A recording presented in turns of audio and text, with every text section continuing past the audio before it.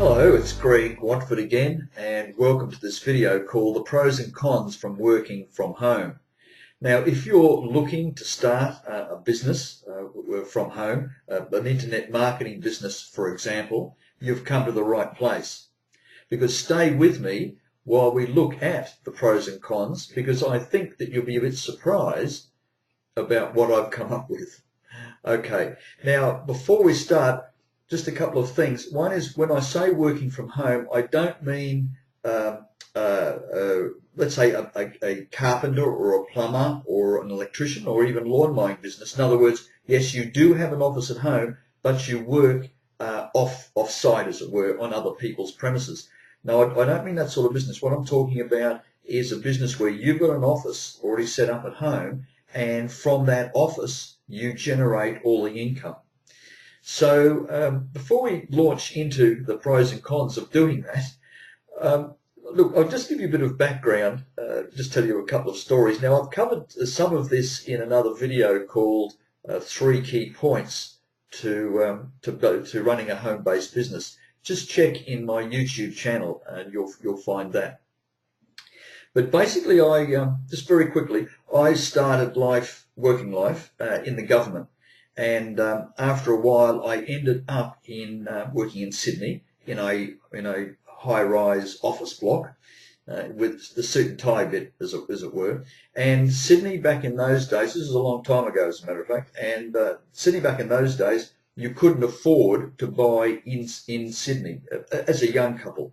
No, you'd have to buy on the perimeter, way out, commuting distance, as it were. So we ended up buying out of town, and I had a 2-hour commute door to door via train into the big smoke. And I did that for about 3 years, and I looked at my boss and thought, am I going to end up looking like that in another 10 or 20 years? I thought, no. And with Wendy's encouragement, I decided to start a business from home. So I did that in my spare time, what little spare time I had. And I worked every night on that business in our spare bedroom, and also, but mostly all weekend. And only got about 4 hours sleep a night at home, and then I made up for the other, what I was missing on the train. And one of it was actually a paradigm shift for me to do all this, because Wendy and I had been brought up in Brisbane, which back in those days was a big country town. Even though it was a full-blown city, it was really a big country town, and no one really commuted because it was just distances weren't that great. So we ended up in Sydney, and one of the things, the images that I'll never forget is standing on a cold platform. The uniform was dark, by the way, the coat up around his shoulders, the rain is coming in, the wind is blowing, the lights all the way down the platform are casting these eerie shadows, no one speaking, and these figures walking around like zombies and ready to actually get on the train. And of course, once you're on the train, there was this little ritual that everybody had to follow. What was some of the things? Well, you shouldn't encroach in anybody's space. So there's about 1,000 people on these trains, and they go about every 15 minutes. And people are reading the paper, crouched up in their little area, because there's about 5 across the carriage. And one of the ones is, when you fall asleep, you're not allowed to actually drop your head on the person next to you. So it's okay to drop it up or down or back, yep, and everybody slept. And you don't speak because you caused a noise and wake these other people up. And I look back now and laugh, but it was pretty horrific. And these blank faces, these zombies, as I call them, were going into, a million of them would descend upon Sydney CBD, work there all day, and then leave like ants, and then come back the next day. It was really strange. Anyhow, a lot of people do it. I don't know whether you can relate to that. Are you a commuter? And if you commute anything less than 2 hours or 2.5 hours, good on you. That was fine and good. So the point is that I did that, and I confirmed after 6 months of working the business at night, my home-based business at night and doing my day job during the day. After 6 months, I confirmed that yes, it was going to be viable. Then I quit my job. So that was the background. That was my first business, and I took that business out into the workplace, built it up, had employees, and ultimately sold it, and it's still going today. So yeah, so that was my first venture into businesses in general, and home-based businesses in particular. So for about the last 15 years, Wendy and I have worked from home, and in various businesses. And right now we're into internet marketing. We actually love internet marketing. One of the quirky things, by the way, is with Wendy and I, is we've got two separate offices. Even though we've been working together all these years, and we can't work together in the same office, not very well. So we've always had two separate offices, and now and then we Skype one another and email one another rather than calling out. And in one of our houses, we even had a PABX, so we had extensions in every room. We could ring one another on the extension. So yeah, so that's how we were working in home-based businesses. Let's now have a look at the pros and cons. But firstly, the positives. And as I said in the beginning, you may find that some of these are a little bit, outside the square, as it were. So, but I had a bit of a think about it. What attracted me, or what do I like about running a business from home, and what don't I like about running a business from home? Look, the main thing is, because I'm what's called choleric, and if you've checked out my videos called Who Are You, Part 1 and 2, so just have a look in my channel, my YouTube channel. You'll find them there. So I'm what's called a choleric. Choleric is a controller, and wants to do things and tell people what to do and things like that. I tell myself what to do. I like to control my own time, and this is the number one big plus for working from home. No one is telling me when and where I should be working, and that is a fantastic feeling, to actually control your own time. So, for example, if some friends drop by for lunch, yes, you can go out for lunch. You sort of fit it in, and yes, you're going to work another couple of hours extra at night to make up for it. But that's all right. You're in control of your own time. Associated with that, in controlling time, is the fact that you can interact with your family more. So instead of just obviously leaving home, going to work, and then coming back 8 or 9 hours later, you're actually home, and you can, especially if you've got young kids, you can interact with them. So if you're a stay-at-home mum or a stay-at-home dad, no babysitting problems, and you can work on your business when the kids are either at school or maybe asleep or whatever. So you're there to pick them up from school. You're there to give them lunch if you've got little toddlers at home, etc. So you can interact with your family and build your business in between them and your responsibilities with the kids. Okay, so that's a really, really big plus. Another one is the clothes. For example, I'm in my working uniform. It's casual clothes, and for all you know, I've got slippers on my feet, so it doesn't really matter what sort of clothes you're wearing. So if you can wear comfortable clothes, you don't have to wear some sort of a uniform. An obvious advantage of working from home, of course, is the fact that there's no commuting. And you can take that time that you were commuting and put it into your business.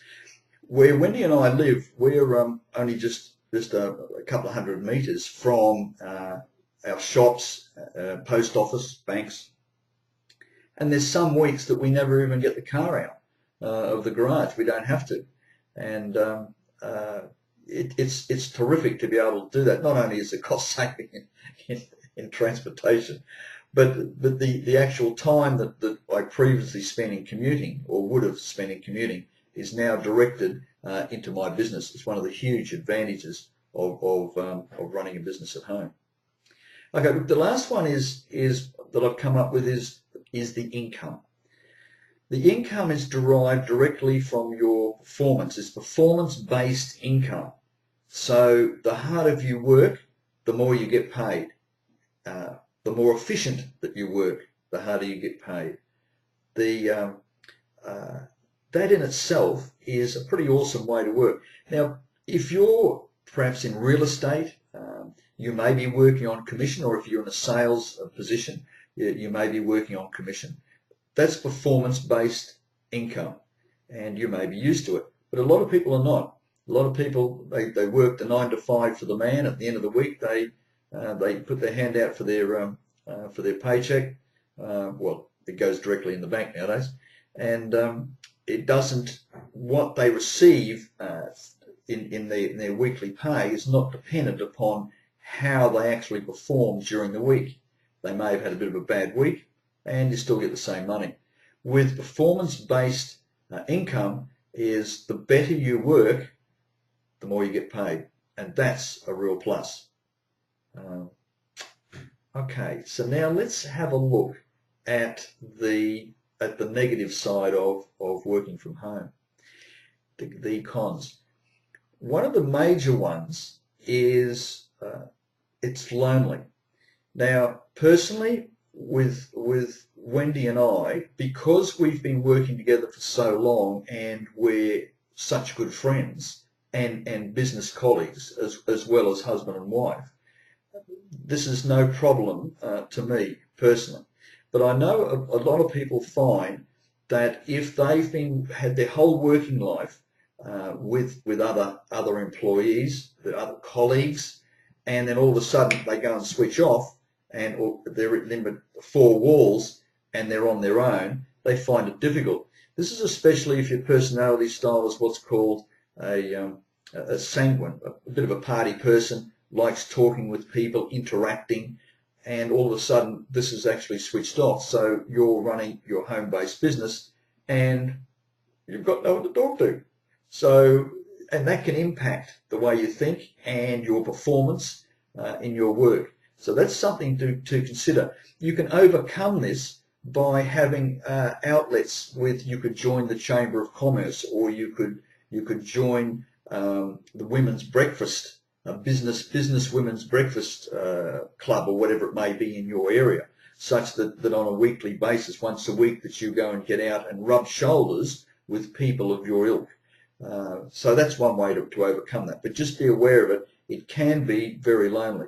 Now, with the type of business that we're running, which is an affiliate marketing business, we don't feel that because we're interacting directly with other affiliates. So we do that via Skype, or we do it by the phone, we do it by email, and by text. So there's always interaction during the week. So we have no problems there with that. But some businesses, even with internet marketing, if you're internet marketing your product, for example, and yes, you may interact with your customers, but the interaction may be so at a very shallow level, just as a supplier-customer level, and that's about it. All right, we don't. With our affiliate marketing business, we interact at a much deeper level because we help one another. It's a team helping one another. So that's a big one. Loneliness. Here's one that's a bit different. It's a uniform. Now, if you've gone to work and you wear a uniform, so you've got a sales uniform, or if you work in a factory or whatever sort of job, and you normally put on work clothes to go to work, that impacts you psychologically such that you only tend to work well if you've got your uniform on. Now, you may even work in an office and you've still got a uniform. For men, it's a tie, business shirt, maybe a suit even. For women, there's a business clothing that's acceptable, and you put that on every day, and that, as I said, becomes your trigger.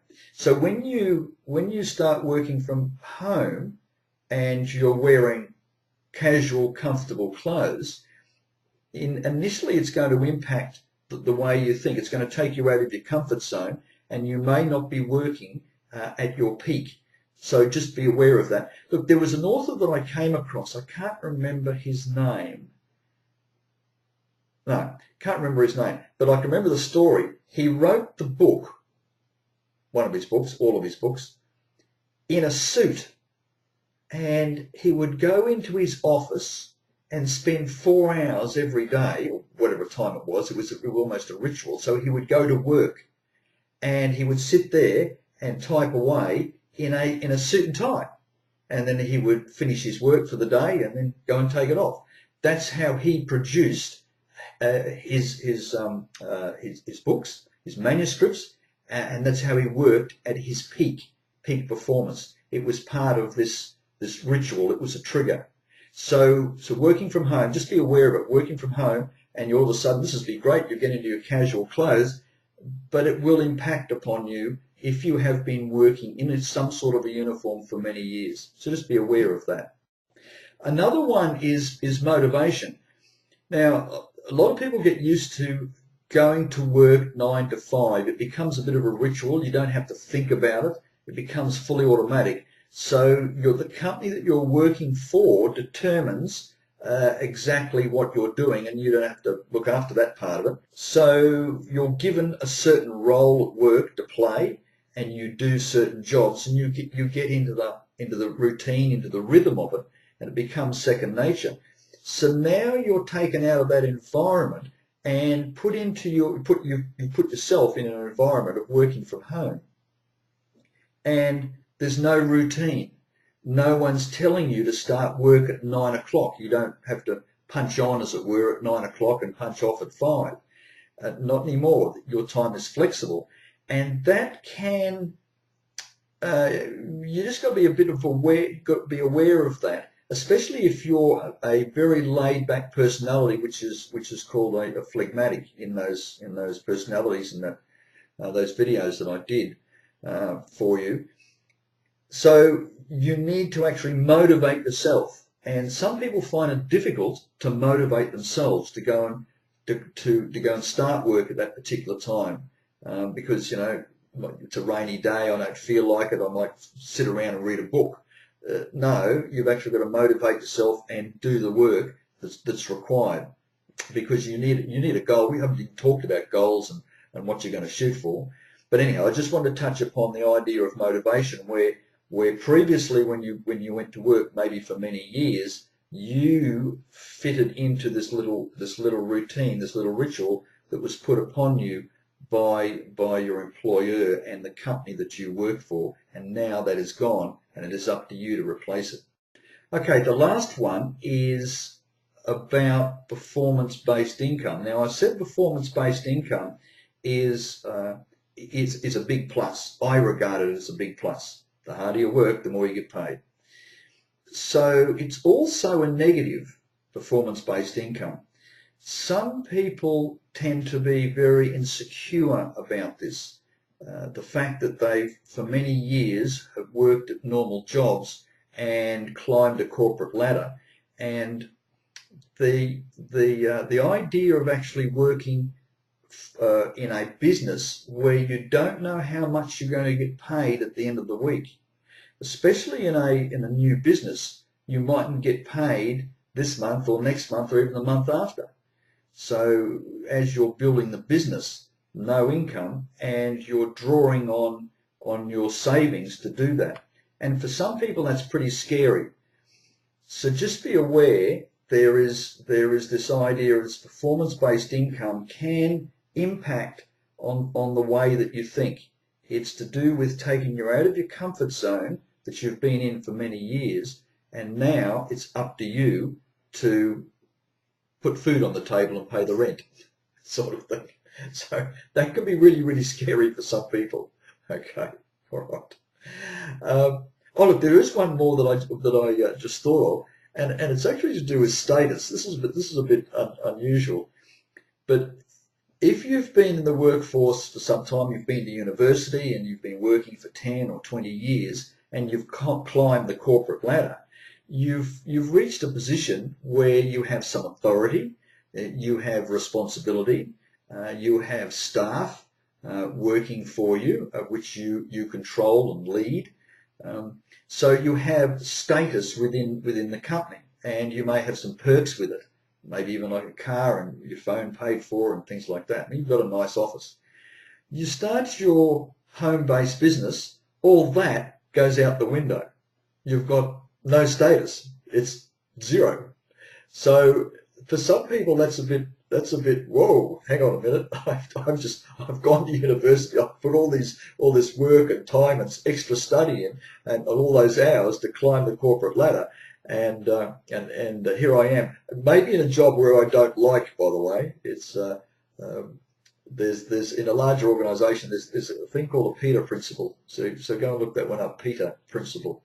So you may have come to the point where that you've reached the peak, and you may be in the job that you really don't like, but it has status. So now, if you quit, all that status is going to go out the window, and you're now you're starting from scratch again, and you'll never, because there's no corporate ladder to climb anymore, you won't receive those perks and that status. So just be aware of that. And personally, no problem.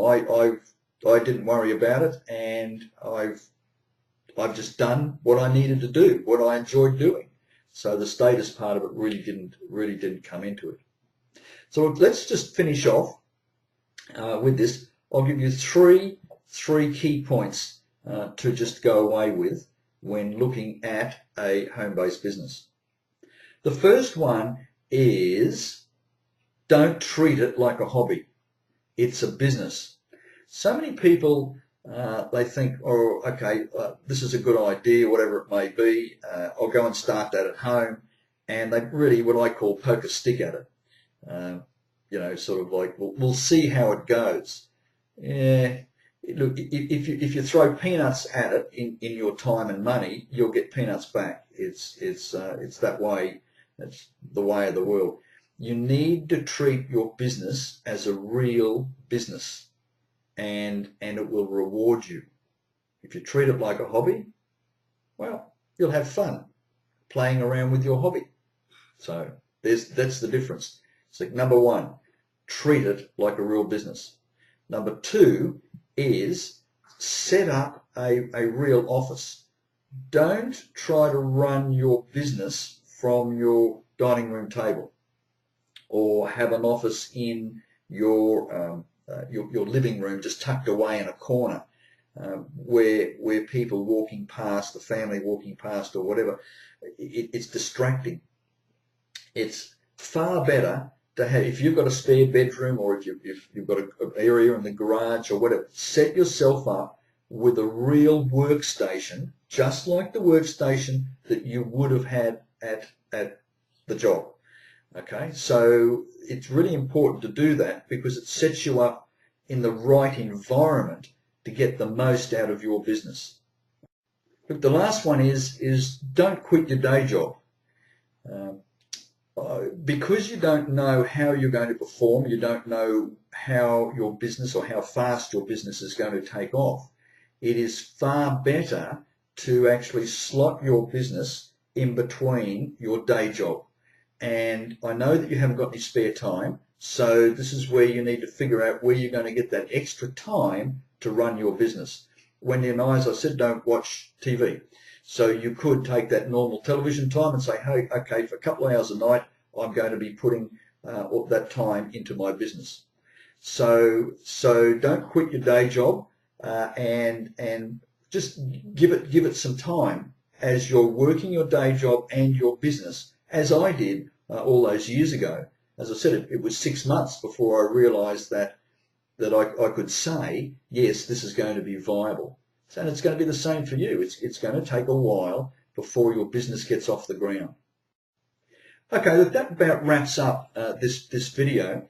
If you're keen about starting a home-based business, especially internet marketing and as we're doing with affiliate marketing, I suggest that you come on board with us and give it a go. You've got nothing to lose and everything to gain. And all you've got to do is just click on the link below this video. It'll say Profit Through Gold, and come and join us. put in your name and an email address, and I'll personally send you some videos I'll personally send you some emails with some videos which will explain a lot more about the affiliate marketing program and about gold, because that's the product that we actually move in our affiliate marketing business. All right, if you got value out of this video, please like, comment, and share. And I look forward to catching you in another video. Bye.